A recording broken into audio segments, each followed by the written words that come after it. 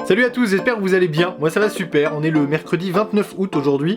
Qui dit 29 août dit la fin de l'été, bientôt la rentrée, c'est pas très drôle. Et du coup pour se remonter le moral, j'avais envie de faire une petite vidéo un petit peu nostalgique. Je dis nostalgique parce que j'avais déjà fait une première vidéo sur le thème de mes vieux jouets que je retrouvais. Là je suis en vacances à Noirmoutier et dans cette vieille maison en fait on a plein de cartons, plein de vieilles caisses dans lesquelles on a stocké tous nos vieux jouets. Et donc je vous avais déjà fait un épisode dans lequel je redécouvrais mes petites figurines de jeux, mes cow-boys, etc. Et aujourd'hui j'avais envie de partager avec vous un jouet qui est un petit peu moins anodin que les autres parce qu'il est vraiment en lien avec une de mes passions aujourd'hui et je trouvais ça intéressant de voir à quel point ça peut être révélateur de regarder les jouets qu'on avait quand on était petit, parce que il se trouve que là, celui-là, c'est vraiment en lien avec ce que j'aime, et ce que je dis est absolument décousu. C'est un peu le problème des vidéos improvisées comme ça, c'est que je sais pas exactement comment je vais dire les choses. D'un autre côté, j'aime bien ce genre de vidéos parce que du coup, c'est un petit peu plus naturel et ça vous permet d'apprendre à me connaître aussi, au-delà de ma connerie ambiante qui fait que je fais plein de vidéos débiles. Ce genre de vidéo vous permet de connaître un petit peu mieux qui je suis et de comprendre un petit peu mieux quelles sont mes passions. Par rapport à cette passion là, il y a déjà pas mal de gens qui savent que je suis passionné de musique. D'ailleurs c'est pour ça que j'avais créé ma chaîne musicale que vous pouvez retrouver ici. Je vous mets une petite annotation qui s'appelle Loulou Chante, sur laquelle j'avais posté quelques reprises de chansons. J'avais fait du Vianney, j'avais fait du Jean-Jacques Lafont, j'avais fait un peu que des vieux nanars mais que j'aime bien et qui se chantent bien en mode piano et voix. Et faut savoir que si j'aime autant jouer au piano et chanter en même temps, la musique c'est une passion que j'entretiens depuis très très longtemps. J'ai appris à jouer du piano en autodidacte et notamment quand j'étais petit et j'avais reçu à un anniversaire ou à un Noël, je ne sais plus, ce magnifique synthétiseur en bonne et due forme que voici. Je ne sais pas quel est son nom. Ah si, j'ai trouvé son nom, ça s'appelle le VTech. Et alors ce synthé là, sous ses airs pourris, n'est-ce pas? C'est vraiment le genre de truc que tu vois à la grande récré que tu n'achèteras pas pour ton petit cousin parce que tu te dis 1, ça va faire du bruit et 2, ça doit être nul. Alors il y a le premier point, il fait beaucoup de bruit mais il n'était absolument pas nul. Je voulais donc vous présenter ce petit synthétiseur qui m'a permis de casser les oreilles de toute ma famille je pense pendant des années, mais qui m'a surtout permis de développer cette passion pour vraiment spécifiquement je pense le synthétiseur, à savoir un clavier, donc ce qui rassemble un clavier de piano et plein d'autres fonctions qui permettent de jouer plein de sons liés à ce clavier. Je m'explique. Alors d'abord, faut savoir que quand on l'allume, c'est absolument épique. Hein. La présentation est absolument incroyable. Démonstration. Prêt à mixer? Allez, c'est parti!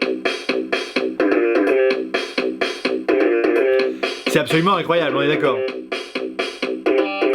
Donc là on est quand même sur un son absolument high-tech, j'ai même pas besoin d'appuyer sur stop, ça s'arrête tout seul, c'est super bien fait. Donc on a un petit clavier blanc avec des touches violettes, vous remarquerez qu'ils sont un peu rebelles, d'habitude un piano c'est blanc et noir, là ils ont fait blanc et violet avec des bourrons, enfin bref ils s'éclatent. Des touches rouges qui... tourner les platines. Qu'est-ce que... Tais-toi. Il est un peu bavard parfois. Il veut que je fasse tourner les platines et effectivement nous avons là 2 platines de DJ qui nous permettent de scratcher à volonté. Là on a une platine, je sais même plus ce qu'elle fait. Ah oui elle fait de musique, mais si je m'arrête elle s'arrête. Voilà, et si je fais ça, sans m'arrêter, absolument incroyable. Ensuite, qu'est-ce qu'on a? Là, on a hyper moderne. Attends, est-ce que t'as déjà vu un jouet d'enfant sur lequel tu peux régler le volume? Mais pas seulement le volume général du truc. Le volume gauche, le volume droit, le volume des basses et le volume des aigus. Là, on est déjà... Mais tais-toi, c'est pas possible, t'es super mal élevé. On est quand même sur une technologie de pointe, c'est-à-dire que va expliquer à un gosse que c'est que des aigus et des basses. Bah ça paraît con. Ah.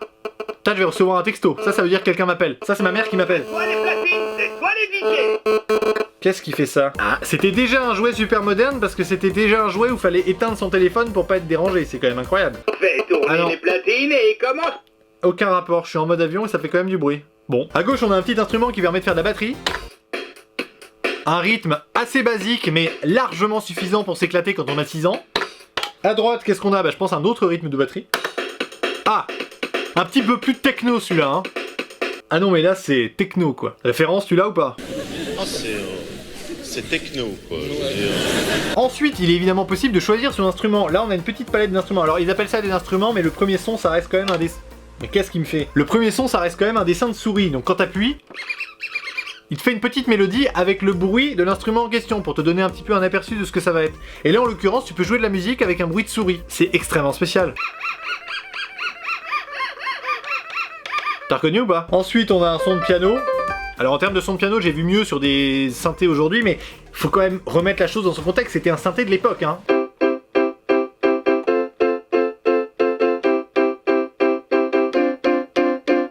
Il y a largement de quoi s'éclater, vous imaginez? En plus sur certains pianos d'enfants tu pouvais faire qu'une touche à la fois en mode... Là non, tu peux faire un truc à 3 voix. C'est absolument incroyable. Il y a même du violon. Ça fait aussi mal aux oreilles qu'un vrai violon avec quelqu'un qui sait pas jouer, mais ça reste du violon. Qu'est-ce qu'on a d'autre? On a des bruits improbables. T'as des espèces de bruits qui s'appellent ya, tip, mi, ta. Voilà, vous avez compris le principe. Et quand t'appuies, bah ça dit ta ou mi ou yop ou je sais pas quoi sur la note indiquée. Et à partir de là, tu peux reproduire une musique connue avec juste un mec qui dit ta en mode.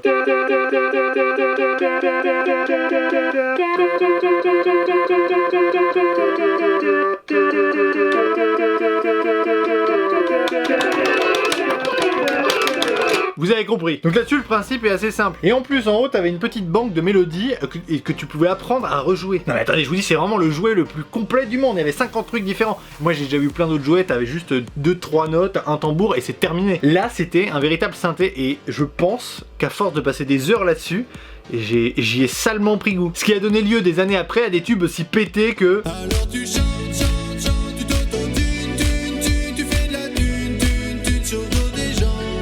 Ou encore... Moi je m'appelle pas Sacha, on fout de ma batterie, mon sac sur le dos, je marche jour et nuit pour jouer à Pokémon Go. Parce qu'évidemment là on parle de faire du bruit, mais ce que je vous ai pas précisé c'est que cette merveille permet également d'enregistrer du bruit. J'appuie sur enregistrement. Mix et enregistre-toi. Et j'arrête. Et après je fais lecture. Et après tu peux rajouter de la batterie. Bon je me suis trompé, on peut pas rajouter de batterie dessus. Bah c'était quand même assez... Faut pas non plus déconner, on n'était pas en 2018 hein. Enfin moi je trouve que ce jouet c'est quand même une merveille par rapport à l'époque. Évidemment je tourne et il y a un hélico qui passe au-dessus de la maison, ça n'arrive jamais. Qu'est-ce qu'il fait cet hélico?